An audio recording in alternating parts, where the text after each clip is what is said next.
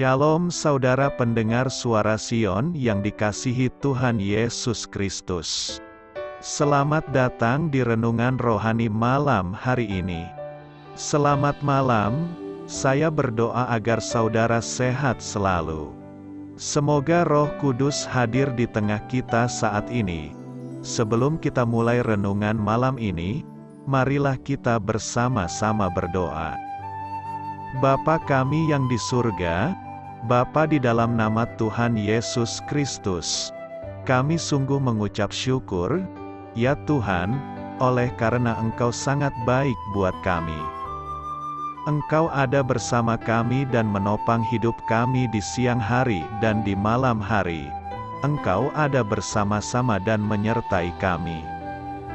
Tuhan, kami memuji dan bersyukur kepadamu pada malam hari ini, kami masih bisa berkumpul di rumah kami yang kecil ini. Tuhan, saat ini kami hendak mendengarkan firman-Mu. Berilah pengetahuan dan bimbinglah hamba-Mu ini agar apa yang Engkau firmankan dapat bekerja sesuai kehendak-Mu. Buat kami jemaat-Mu, bukalah hati dan pikiran kami untuk mendengar dan menerima firman-Mu. Kiranya firman-Mu ini dapat menjadi berkat bagi kami. Berbicaralah Tuhan, kami sudah siap menerima firman-Mu. Di dalam nama Tuhan Yesus Kristus kami berdoa dan mengucap syukur. Amin.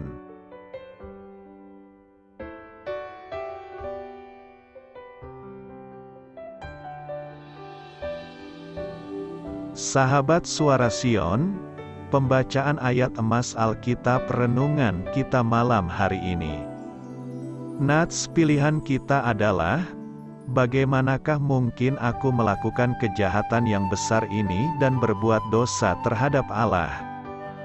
Tertulis dalam kitab Kejadian 39 ayat 9. Bacaan kita pada malam ini terambil dari kitab Kejadian 39 ayat 1 sampai dengan ayat 12. Adapun Yusuf telah dibawa ke Mesir, dan Potifar, seorang Mesir, pegawai istana Firaun, kepala pengawal raja, membeli dia dari tangan orang Ismaek yang telah membawa dia ke situ. Tetapi Tuhan menyertai Yusuf, sehingga ia menjadi seorang yang selalu berhasil dalam pekerjaannya. Maka tinggallah ia di rumah tuannya, orang Mesir itu. Setelah dilihat oleh tuannya, bahwa Yusuf disertai Tuhan dan bahwa Tuhan membuat berhasil segala sesuatu yang dikerjakannya, maka Yusuf mendapat kasih tuannya, dan ia boleh melayani dia. Kepada Yusuf diberikannya kuasa atas rumahnya dan segala miliknya diserahkannya pada kekuasaan Yusuf.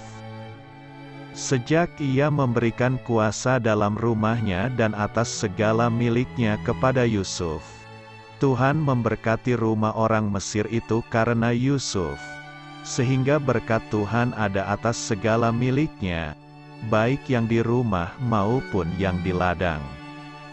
Segala miliknya diserahkannya pada kekuasaan Yusuf, dan dengan bantuan Yusuf ia tidak usah lagi mengatur apa-apa pun selain dari makanannya sendiri.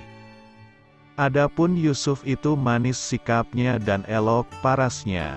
Selang beberapa waktu istri tuannya memandang Yusuf dengan berahi. Lalu katanya, "Marilah tidur dengan aku." Tetapi Yusuf menolak dan berkata kepada istri tuannya itu, "Dengan bantuanku tuanku itu tidak lagi mengatur apa yang ada di rumah ini dan ia telah menyerahkan segala miliknya pada kekuasaanku. Bahkan di rumah ini ia tidak lebih besar kuasanya daripadaku, dan tiada yang tidak diserahkannya kepadaku selain daripada engkau, sebab engkau istrinya. Bagaimanakah mungkin aku melakukan kejahatan yang besar ini dan berbuat dosa terhadap Allah?" Walaupun dari hari ke hari perempuan itu membujuk Yusuf, Yusuf tidak mendengarkan bujukannya itu untuk tidur di sisinya dan bersetubuh dengan dia. Pada suatu hari masuklah Yusuf ke dalam rumah untuk melakukan pekerjaannya. Sedang dari seisi rumah itu seorang pun tidak ada di rumah. Lalu perempuan itu memegang baju Yusuf sambil berkata, "Marilah tidur dengan aku." Tetapi Yusuf meninggalkan bajunya di tangan perempuan itu dan lari keluar. Kejadian 39 ayat 1 sampai dengan ayat 12. Topik dari ayat emas renungan kita adalah tak ada warisan yang sekaya integritas. Mari kita mulai renungan malam kita. Judul renungan kita hari ini adalah Carilah Artinya. Kisah inspiratif. Beberapa kamus online melaporkan kata-kata yang paling banyak dicari orang di situs mereka setiap tahunnya. Untuk tahun 2005, kata-kata yang paling populer adalah pengungsi, pandemik, tsunami, dan tanggul. Karena berbagai malapetaka yang terjadi di dunia tahun itu, maka kita dapat dengan mudah memahami alasan orang-orang mencari kata-kata tersebut.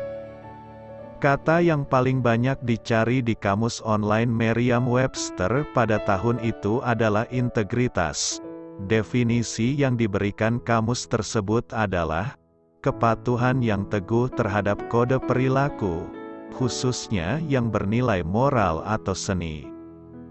Kata itu digunakan untuk menggambarkan orang-orang yang tidak bersedia disuap atau dikorupsi secara moral. Mengapa kata itu berada di posisi paling atas? Apakah mungkin karena integritas begitu jarang ditemukan, sehingga banyak orang tidak tahu lagi bagaimana bentuk integritas dalam hidup seseorang? Melalui firman-Nya, Allah memberi kita sebuah contoh integritas dalam kehidupan Yusuf.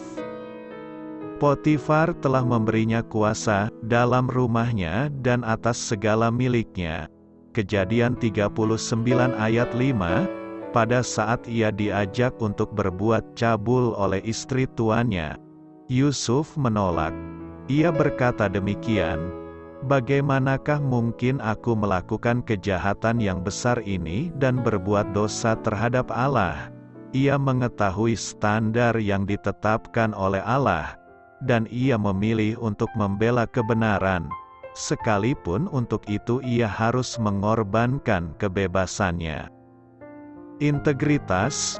Carilah kata itu dalam Kejadian 39, lalu lakukanlah dengan kekuatan dari Allah. Amin. Marilah kita renungkan di dalam hati kita. Alkitab memberitahu bahwa Roh Kudus akan menginsafkan dunia akan dosa. Yohanes 16 ayat 8, guna memahami keinsafan atas dosa, kita perlu mempertimbangkan definisi yang salah tentangnya. Pertama, keinsafan akan dosa bukanlah semata-mata hati nurani yang merasa tertuduh atau rasa malu atas dosa. Perasaan semacam itu tengah dialami oleh semua orang. Namun ini bukanlah keinsafan akan dosa. Kedua, keinsafan atas dosa bukanlah rasa gentar atau kegelisahan akan adanya hukuman ilahi. Semua perasaan ini pernah dialami oleh hati dan pikiran orang berdosa. Sekali lagi, keinsafan yang sejati akan dosa lain daripada itu.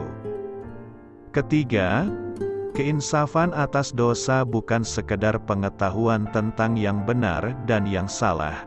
Ia bukan persetujuan terhadap ajaran Alkitab tentang dosa. Banyak orang telah membaca Alkitab dan menyadari bahwa upah dosa adalah maut. Roma 6 ayat 23. Mereka tahu bahwa tidak ada orang sundal, orang cemar atau orang serakah mendapat bagian di dalam kerajaan Kristus dan Allah. Efesus 5 ayat 5. Bahkan mungkin mereka setuju bahwa orang-orang fasik akan kembali ke dunia orang mati. Ya, segala bangsa yang melupakan Allah. Mazmur 9 ayat 17. Namun, Walaupun mereka mengetahui semua ini, mereka terus hidup dalam dosa.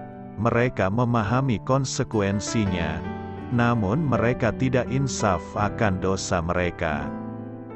Kenyataannya ialah, jika kita hanya merasakan hati nurani kita sedikit terluka, kecemasan terhadap penghakiman, atau kesadaran akademis akan neraka, maka kita belum mengalami keinsafan akan dosa. Jadi, apakah keinsafan akan dosa yang disebut oleh Alkitab? Kata insaf adalah terjemahan kata bahasa Yunani elencho, yang berarti meyakinkan seseorang akan kebenaran, menegur, menuduh, menyanggah, atau memeriksa kembali seorang saksi. Roh Kudus bertindak sebagai pengacara yang membongkar kejahatan, menegur orang jahat, dan meyakinkan manusia bahwa mereka butuh seorang juru selamat. Menjadi insaf adalah sepenuhnya merasa jijik terhadap dosa. Ini terjadi ketika kita telah melihat keindahan Allah, kekudusan dan kemurniannya, dan kita menyadari bahwa dosa tidak dapat masuk ke dalam hadirat-Nya. Ketika Yesaya berdiri di hadapan Allah, ia langsung menyadari betapa berdosanya dirinya. Celakalah aku binasa, sebab aku ini seorang yang najis bibir. Namun mataku telah melihat Sang Raja, yakni Tuhan semesta alam. Yesaya 6 ayat 5. Menjadi insaf adalah mengalami betapa kejinya dosa itu. Sikap kita terhadap dosa menjadi mirip dengan Yusuf yang melarikan diri dari godaan, dengan berseru, "Bagaimanakah mungkin aku melakukan kejahatan yang besar ini dan berbuat dosa terhadap Allah?" Kejadian 39 ayat 9. Kita menjadi insaf ketika kita mengingat betapa dosa kita melecehkan Allah. Ketika Daud diinsafkan oleh Roh Kudus, ia berseru, terhadap engkau sajalah aku telah berdosa dan melakukan apa yang kau anggap jahat." Dapat Anda baca di Mazmur 51 ayat 4. Daud menganggap dosanya secara utama sebagai penghinaan terhadap Allah yang kudus. Kita menjadi insaf ketika kita sadar akan murka yang dibangkitkan terhadap jiwa kita. Roma 1 ayat 18 dan Roma 2 ayat 5. Ketika kepala penjara di Filipi tersungkur di kaki para rasul dan berseru, "Tuan, Tuan, apakah yang harus aku perbuat supaya aku selamat?" Ia sedang diinsafkan. Ia yakin bahwa tanpa juru selamat, ia akan mati. Ketika Roh Kudus menginsafkan orang akan dosa mereka, ia menunjukkan keadilan Allah yang benar. Ibrani 4 ayat 12. Tidak ada cara mengajukan banding terhadap keputusan ini. Roh Kudus tidak hanya menginsafkan orang akan dosa, ia juga membawa mereka ke dalam pertobatan. Roh Kudus mengekspos hubungan kita dengan Allah. Kuasa Roh Kudus membuka mata kita kepada kenyataan tentang dosa dan membuka hati kita untuk menerima kasih karunia-Nya. Efesus 2 ayat 8. Kita memuji Tuhan atas keinsafan akan dosa. Tampaknya, tidak ada keselamatan, tidak ada orang yang selamat tanpa keinsafan terhadap tuduhan Roh Kudus dan karya perbaharuannya di dalam hati kita. Alkitab mengajar bahwa secara alami semua orang memberontak melawan Allah dan bermusuhan dengan Yesus Kristus. Mereka mati karena pelanggaran-pelanggaran dan dosa-dosa. Efesus 2 ayat 1. Yesus mengajar, "Tidak ada seorang pun yang dapat datang kepadaku, jikalau ia tidak ditarik oleh Bapa yang mengutus aku." Yohanes 6 ayat 44. Salah satu bagian dari tarikan kepada Yesus adalah keinsafan akan dosa. Doa saya menyertai saudara sekalian. Saya memberkati Anda agar sewaktu Anda mencarinya dari Dia, Bapa Surgawi Anda akan memberikan bagi Anda roti harian Anda. Dalam nama Yesus Kristus, Tuhan yang berkuasa atas alam semesta dan menuntun kita kepada iman yang menyelamatkan, Tuhan Yesus menyertai senantiasa. Terima kasih sudah berkenan mendengarkan renungan malam Suara Sion. Tuhan memberkati. Amin.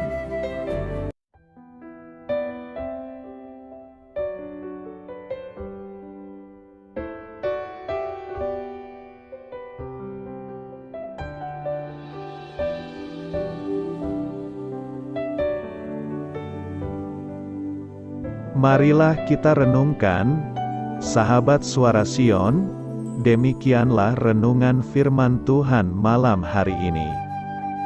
Semoga menjadi berkat di dalam hidup kita dan menjadikan kita pribadi yang lebih baik. Sebelum kita beristirahat pada malam hari ini, marilah kita berdoa. Bapa kami yang di surga, Bapa di dalam nama Tuhan Yesus Kristus, kami sungguh mengucap syukur, ya Tuhan, oleh karena Engkau sangat baik buat kami. Engkau ada bersama kami dan menopang hidup kami di siang hari dan di malam hari. Engkau ada bersama-sama dan menyertai kami, ya Tuhan Yesus. Kami mengucap syukur untuk firman-Mu, ya Tuhan, yang memberikan kami kekuatan dan menyadarkan kami bahwa kami tidak perlu takut dengan gelap dan malam.